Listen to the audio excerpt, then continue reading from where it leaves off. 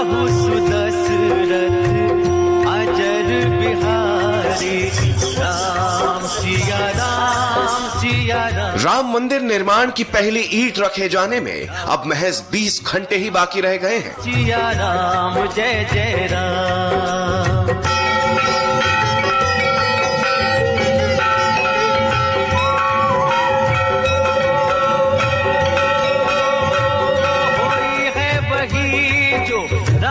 पूरी अयोध्या नगरी में हर्षोल्लास का माहौल है। फूलों और रोशनी से नहा रही है अयोध्या नगरी।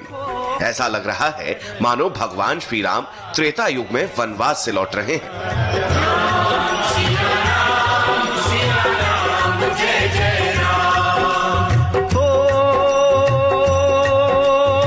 भूमि पूजन की तैयारी लगभग पूरी हो चुकी है और पूजा पाठ कल से ही शुरू हो चुका है।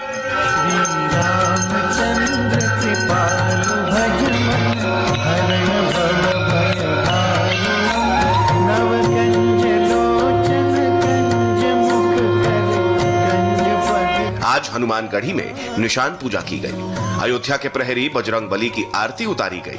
ये पूजा इस बात का प्रतीक है कि राम काज शुरू करने से पहले उनके परम भक्त हनुमान जी सरकार की अनुमति ली गई है ताकि कल भूमि पूजा में कोई विघ्न न आए। देखिए निशान पूजा के वक्त हनुमानगढ़ी में क्या माहौल था, किस कदर राम भक्त भक्ति रस में डूबे हुए थे।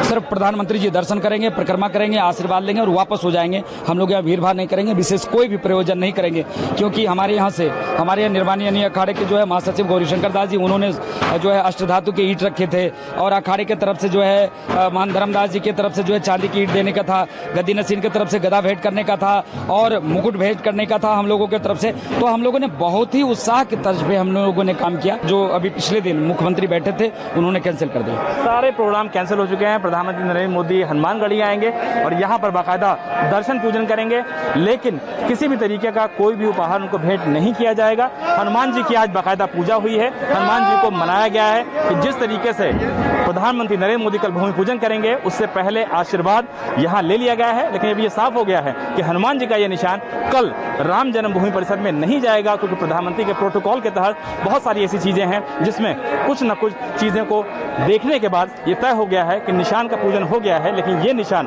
अब राम जन्मभूमि परिसर में गर्भगृह में नहीं जाएगा, लेकिन हनुमान जी का आशीर्वाद उनसे ले लिया गया है। आज मंगलवार यानी बजरंगबली का दिन है। ऐसे शुभ दिन हनुमानगढ़ी में निशान पूजन का अपना अलग ही महत्व है। निशान पूजन के बारे में मान्यता है कि ये हनुमान जी का निशान 1700 वर्ष पुराना है। कुंभ के समय से निशान पूजन होती रही है। निशान पूजन के बाद राम जन्मभूमि परिसर में आज रामार्चन पूजा शुरू हुई। रामार्चन पूजा के जरिए भगवान श्री राम को प्रसन्न किया गया। इस विशेष पूजा के लिए वाराणसी, अयोध्या, दिल्ली, हरिद्वार और दक्षिण भारत के संत विशेष रूप से अयोध्या पधारे थे।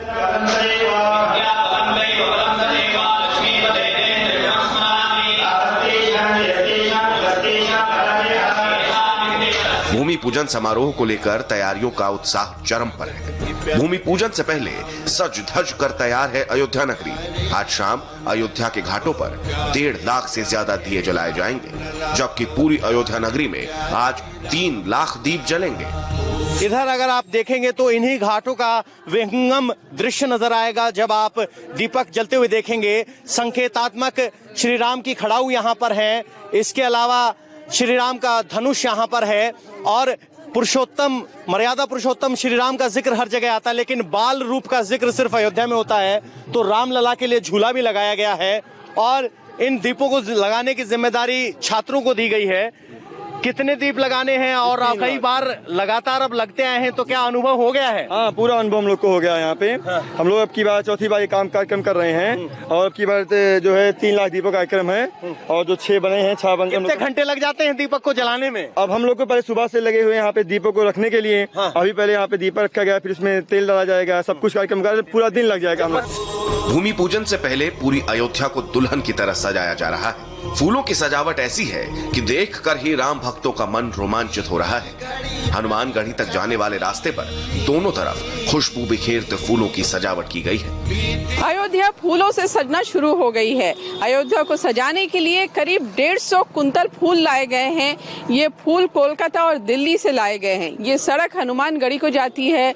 प्रधानमंत्री नरेंद्र मोदी का हेलीकॉप्टर साकेत महाविद्यालय में उतरेगा और इसी सड़क से होकर वो हनुमानगढ़ी जाएंगे। पूरे रास्ते को इस तरह से गेंदे के फूलों से सजाया जा रहा है। ये गेंदे के फूल कोलकाता से मंगाए गए हैं और कारीगर यहाँ लगे हैं सड़क को सजाने के लिए। मंदिर के अंदर भी बहुत सजावट होगी। दिल्ली से फूल आए हैं, मनोकामनी है, गुलाब है, ऑर्किड है, जरबरा है। तो इस तरह से फूलों से बिल्कुल ढकी अयोध्या दिखाई देगी। सीएम योगी की अपील पर तीर्थ नगरी मथुरा, काशी, चित्रकूट, प्रयागराज, नैमिषारण्य और गोरखपुर में भी अखंड कीर्तन और रामायण का पाठ शुरू हो गया है। आज सीएम हाउस में भी दिवाली मनाई जाएगी। 500 सालों से पल रहा राम मंदिर का सपना 20 घंटे बाद अपना स्वरूप लेना शुरू हो जाएगा। इस पावन पुनीत कार्य को करेंगे भारत के प्रधानमंत्री श्री नरेंद्र मोदी। पीएम मोदी भूमि पूजन करेंगे। यहीं राम मंदिर की आधारशिला रखी जाएगी।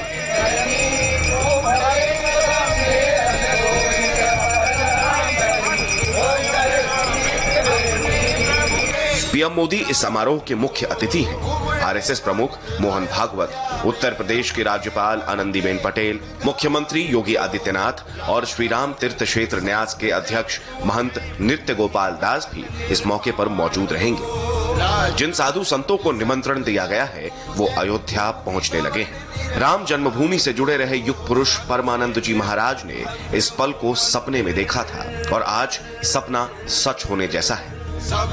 जिसके लिए कोई मेहनत करता है उसकी सफलता में बहुत प्रसन्नता होती है। तो इस आंदोलन से हम जुड़े रहे, इससे ज़्यादा प्रसन्नता और नहीं हो सकती। और सच्चाई ये है कि ये बहुत पहले हो जाना चाहिए था, पर राजनीति के कारण लोगों ने इस पर ध्यान नहीं दिया। नहीं, जैसे गुजरात में सोमनाथ का मंदिर बना तो ऐसे ही यहाँ का मंदिर भी बन जाना चाहिए। और सच्चाई ये है, देर नहीं करना चाहिए। और ज़रूरी है भगवान शिव का और भगवान कृष्ण का मंदिर भी बने।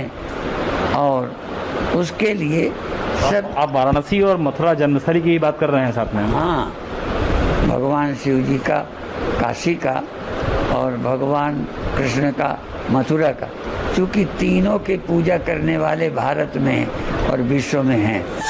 अहमदाबाद से भी साधु संत अयोध्या के लिए निकल पड़े हैं। अहमदाबाद से स्वामी परमात्मानंद सोने और चांदी से बनी ईंट और शिलाएं लेकर अयोध्या पहुंच रहे हैं, जो हिंदू आचार्य महासभा की तरफ से राम मंदिर भूमि पूजन में अर्पण किए जाएंगे। इस दौरान अहमदाबाद एयरपोर्ट पर जय श्री राम के नारों की गूंज सुनाई दे रही थी। ये आप देख सकते हैं किष्किंधा पर्वत से एक शिला जो है उसे भी यहाँ पे लाया गया है, उसे भी साथ में लेकर के जाया जा रहा है। ये बताइए कि ये जो भेंट सौगातें आप ले जा रहे हैं, क्या प्रयोजन है इसका? प्रयोजन तो यही है भैया, ऐसा लिखा है कि खाली हाथ भगवान के दरबार में नहीं जाना चाहिए। पहले तो इतना हर्ष था कि कुछ याद ही नहीं आया, फिर कल रात को याद आया तो हमारे महाराज श्री ने जोर लगा के इतनी इकट्ठे कर ली रातों रात में। 7 किलो अभी इकट्ठी हुई है, सैंपल है भीतर है, बाकी तो ले जा रहे हैं भगवान को अर्पण करने के लिए। और भाव तो इतना है कि क्या ना करे वो भाव है, सबकी ओर से ले। अयोध्या नगरी सज गई है, गलियां गलियां निखर गई हैं, लेकिन कोरोना की वजह से श्री राम जन्मभूमि तीर्थ क्षेत्र ट्रस्ट ने लोगों से अपील की है कि वो इस भव्य आयोजन का दीदार घर में रहकर अपनी टीवी पर ही करें।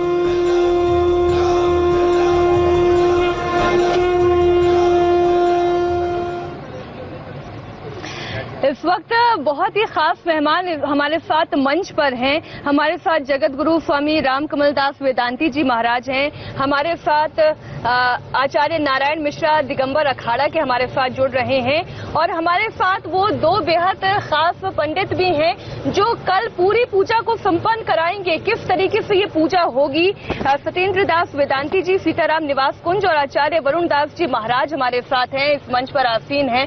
आप सभी का बहुत बहुत स्वागत है। सबसे पहले तो आचार्य जी आप ही बताएं कि कल किस तरीके से पूजा होगी, अनुष्ठान होगा, ये कैसे पूरा कार्यक्रम संपन्न किया जाएगा? देखिए, हमारे यहाँ एक वैदिक विधि होती है किसी भी अनुष्ठान की।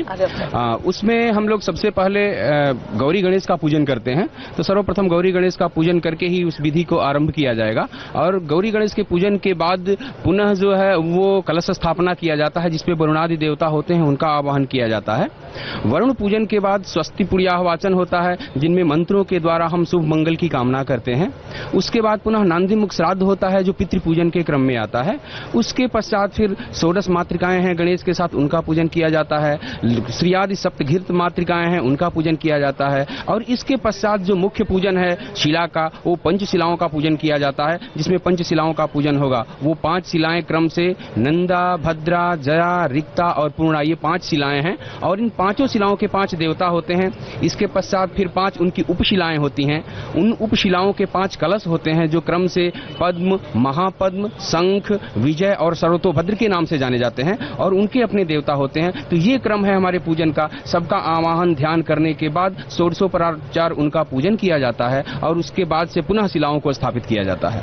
क्या आप मंत्रोच्चार करके थोड़ा हमारे दर्शकों को समझाएंगे, जब गणेश जी की आराधना होगी तो किस तरह से होगी? नहीं, देखिए, मंत्रों का उच्चारण इस तरह से कहीं भी नहीं किया जा सकता, क्योंकि मंत्रों में वो शक्ति होती है कि वो देव तत्व जो होता है वो आकृष्ट होकर के आ जाता है। क्योंकि मंत्रों की शक्ति से ही देवता जो है वो किसी पत्थर की मूर्ति में विराजमान हो जाते हैं। तो मंत्रों का उच्चारण ऐसे नहीं किया जा सकता, क्योंकि जब अगर मंत्र में शक्ति है और देवता आकृष्ट हो रहे हैं तो उसके लिए स्थान चाहिए, फिर उसके लिए पूजन की विधि चाहिए, तो वो मंत्रों का प्रदर्शन नहीं होता।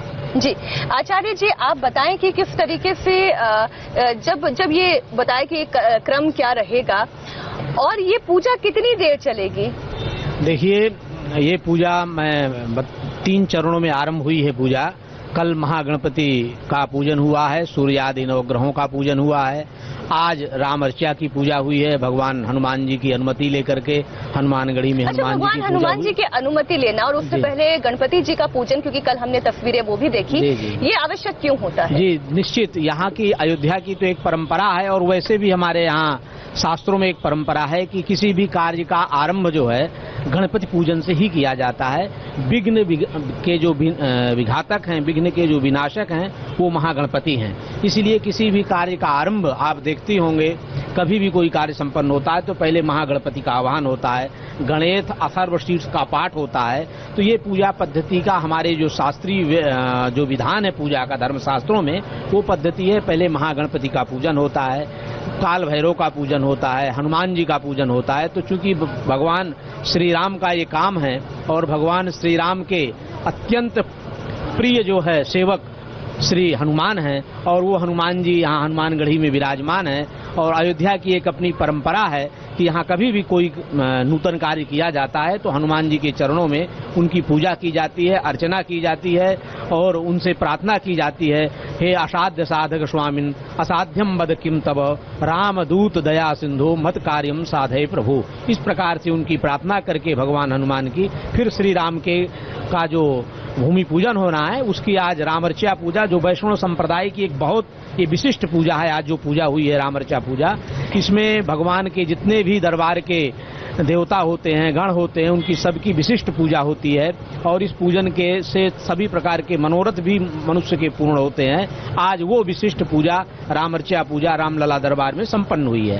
कल जो पूजा होनी है वो शिला पूजन होना है, भूमि पूजन होना है। तो आज जो पूजा हुई, कल जो पूजा हुई, उन देवताओं का पुनः कल आवाहन करके उनकी पूजन अर्चना की जाएगी। पूजन अर्चना के बाद जब हमारे देश के यशस्वी प्रधानमंत्री जी वहां उपस्थित हो जाएंगे, क्योंकि उन्हीं के कर कमलों से ये शिला का पूजन होना है, तो ट्रस्ट के जो हमारे अध्यक्ष हैं नृत्य गोपाल दास महाराज जी, वो 40 किलो की एक रजत शिला बनवाए हैं। उसी शिला का पूजन करके हमारे मोदी जी के द्वारा उस शिला का पूजन किया जाएगा। अच्छा, मैं इसी से जुड़ा हुआ एक सवाल विनय जी आपसे पूछती हूँ, आप ये जरा समझाएं कि चांदी की शिला ही क्यों, सोने की शिला क्यों नहीं, या किसी भी धातु की शिला हो सकती है? हाँ जी, हमारे यहाँ देखिए सामान्यतः अगर हम लोग घर का निर्माण करते हैं या किसी सामान्य मंदिर का निर्माण करते हैं, व्यक्तिगत या छोटे मंदिर का निर्माण करते हैं, तो हम लोग ईंट की, मिट्टी की ही शिला, जो ईंट की होती है, पत्थर की जो शिला होती है, उसी का पूजन करते हैं। लेकिन हमारे यहाँ बताया गया है कि क्रमशः अपने सामर्थ्य के अनुसार धातुओं की शिलाओं को भी स्थापित करना चाहिए। तो ये धातु के क्रम से ये जो पंच धातुएं हैं हमारी, उसमें लोहा भी आता है, तांबा भी आता है, पीतल भी आता है, चांदी और स्वर्ण भी आते हैं। तो चांदी की शिला एक प्रतीक है, एक द्रव्य है वो भी, और स्वर्ण के बाद द्वितीय जो सबसे महत्वपूर्ण रत्न द्रव्य जो होता है, धातु जो होती है, वो चांदी की धातु होती है। तो वो उतनी नींव में स्थापित करने के लिए चांदी की शिला जो है वो चयनित की गई है, चांदी की शिला स्थापित की जाएगी, क्योंकि ये विश्व प्रसिद्ध मंदिर है। स्वर्ण की शिला भी स्थापित की जा सकती थी, लेकिन उतने मात्रा में स्वर्ण का विनियोग करना, क्योंकि उसके अनुसार जितना बड़ा भव्य मंदिर होगा, आधारशिला भी उसी के अनुरूप होनी चाहिए। तो बाकी जो स्वर्ण का जो मूल्य है वो ऊपर के भाग में, क्योंकि स्वर्ण जो होता है वो ज्यादा आकर्षक होता है। चांदी की शिला भी, चांदी भी यद्यपि आकर्षक होती है, लेकिन उसका उतना भार, उतनी बड़ी शिला को स्थापित करना थोड़ा सा हमें लगता है कि व्यवहारिक और शास्त्रीय दृष्टि से ज्यादा उपयुक्त है। इसलिए चांदी की शिलाओं को ही जमीन में स्थापित किया जा रहा है। बाकी स्वर्ण शिलाएं तो ऊपर, और स्वर्ण पत्थर तो ऊपर जड़ित होंगे ही। बिल्कुल, और अपने आप में ये बहुत बड़ी बात है कि राम मंदिर का निर्माण इतने भव्य तरीके से होने वाला है। और आप जिन दो पुजारियों को इस वक्त इंडिया टीवी पर एक्सक्लूसिवली सुन रहे हैं, आप ही ये दो पुजारी हैं जो कल भूमि पूजन का कार्य संपन्न करवाएंगे। जब प्रधानमंत्री नरेंद्र मोदी आएंगे तो वो पूरे कार्यक्रम के भागीदार आप दोनों होंगे। हम समझेंगे प्रभु राम की महिमा और राम मंदिर के बनने का ये पूरी संघर्ष, ये कहानी, राम के चरित्र को भी महाराज जी समझाएंगे। एक छोटे से ब्रेक के लिए हम रुक रहे हैं, आप कहीं मत जाइएगा, हमारी अखंड कवरेज जारी है। कल क्या होना है आज पहले समझ लीजिए, लाइव टेलीकास्ट देखिए।